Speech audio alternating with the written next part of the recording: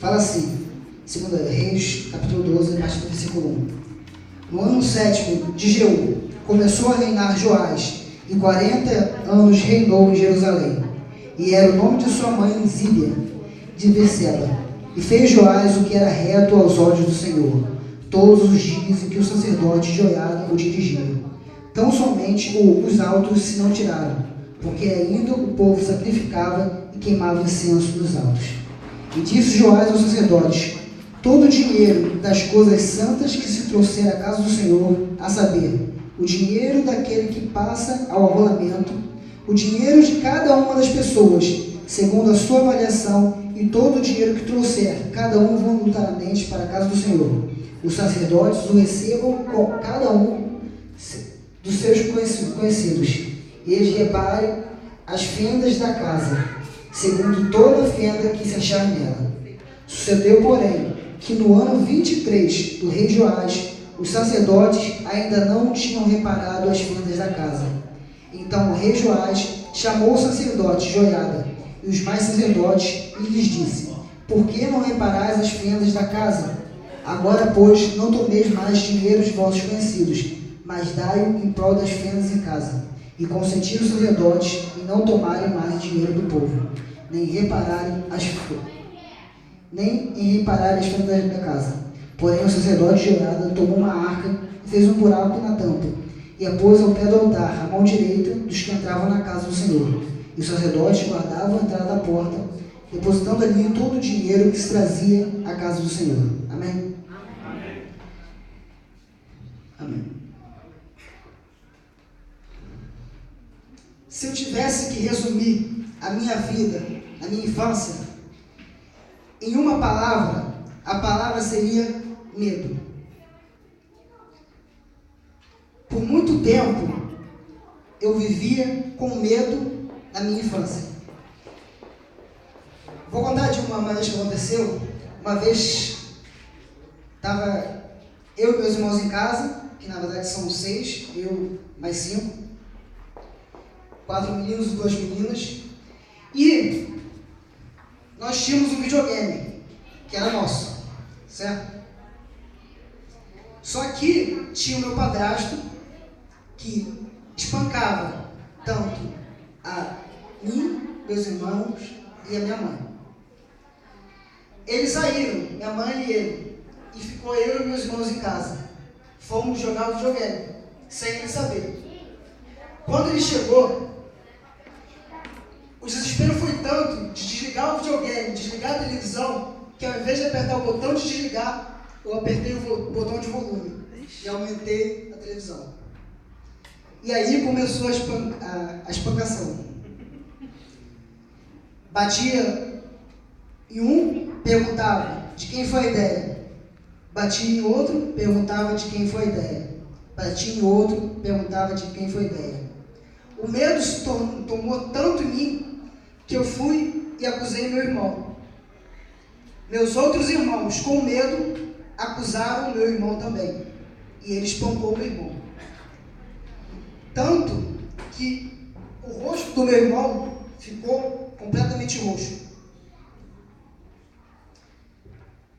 Aí vocês podem se perguntar, no meio de tanto sofrimento, como ele pode servir a Deus?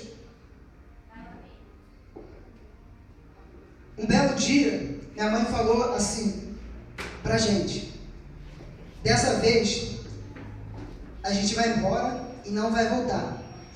Mas eu não tinha nenhum pingo de esperança. Eu já tinha 14 anos de idade, e isso começou quando a gente tinha 7 anos. Ela ia embora e levava a gente de volta, várias e várias vezes. Só que dessa vez, eu não tinha mais esperança, porque ela disse: mas a gente vai embora e não vai voltar mais. Mas eu não tinha esperança nenhuma de que não íamos voltar para aquela vida. Eu indo para a escola, em prantos, falei para Deus. Acho que foi a primeira oração sincera que eu fiz para Deus na minha vida. Eu disse para Deus: Senhor, por favor, eu não aguento mais. O sofrimento é tanto que eu não aguento mais. Para mim, neste momento, é simplesmente matar ou morrer. Porque viver em pleno sofrimento, em pleno medo, acaba com as esperanças de qualquer pessoa. Aí, você para pensar e pergunta, no que a passagem que eu li sobre a restauração do templo tem a ver com o que eu estou falando? Nós saímos de lá e eu cheguei na casa da minha avó. No mesmo dia que eu cheguei na casa da minha avó, eu peguei a Bíblia e lá estava escrito, em Salmos, vou abrir aqui para vocês verem, em Salmos, capítulo 140, está escrito assim, versículo 1, livra-me, ó Senhor, do homem mau, guarda do homem violento. O que Deus falava para mim naquele momento era simplesmente, eu ouvi a sua oração. No meio de tanto sofrimento, Deus ouve a nossa oração. Eu falei para Deus o que eu estava sentindo e o que eu queria, que era simplesmente sair de lá. E Ele ouviu a minha oração. Só que o que tem a ver essa passagem que eu li antes com o que eu vivi é simplesmente que eles tinham que reparar as fendas da casa do Senhor. Quando a pastora ela falou aqui, ela falou que tinha pessoas que tinham sofrimentos e não sabiam o que fazer. O perdão não tinha como dar. Só que a pessoa que eu não perdoava de jeito nenhum não era minha mãe, e não era meu padrasto, e não era mim mesmo por causa do medo. Era o meu pai. Por quê? Porque ele sabia o que a gente estava sofrendo e mesmo assim não veio ao nosso socorro. Para nós, o nosso pai é o nosso super-herói. Ele vem, nos acolhe, nos tira daquilo que a gente está passando.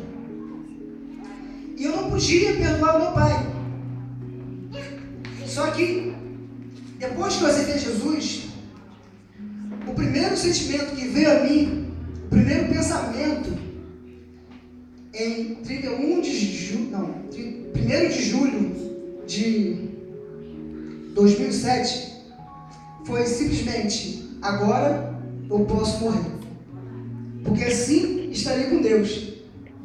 Mas só que as fendas que tinham na minha vida não estavam todas saradas, não estavam todas reformadas.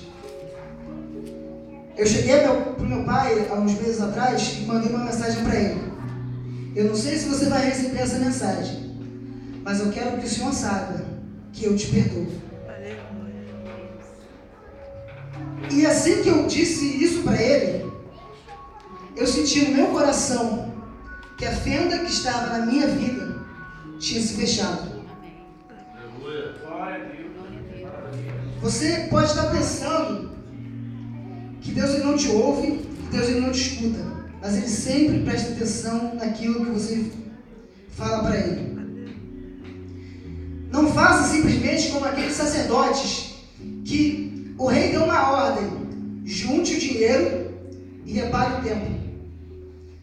Depois de um bom tempo, o rei voltou e eles não tinham feito nada. Deus ele provavelmente já chamou você uma vez, já chamou você 2 vezes, já chamou você várias vezes, e você simplesmente adiou aquilo que Deus tinha para fazer na sua vida. Só que tem um grande problema. A fenda, que pode simplesmente ser uma rachadura, com o tempo ela pode se abrir mais e mais e simplesmente cair a parede, cair o teto, ou simplesmente desabar o chão embaixo de você e virar um abismo. E o que vai acontecer? Você vai cair nele. Então não prolongue e não deixe para depois o simplesmente aceitar a Jesus. Se entregue a Ele. Deixa que Ele reforme a sua vida. Deixa que Ele faça na sua vida aquilo que Ele quer fazer. A vontade dEle na sua vida. Era simplesmente isso que Deus queria que eu passasse para os irmãos. Então, eu termino com a simples frase: Deixa que Deus sare as suas feridas. Amém?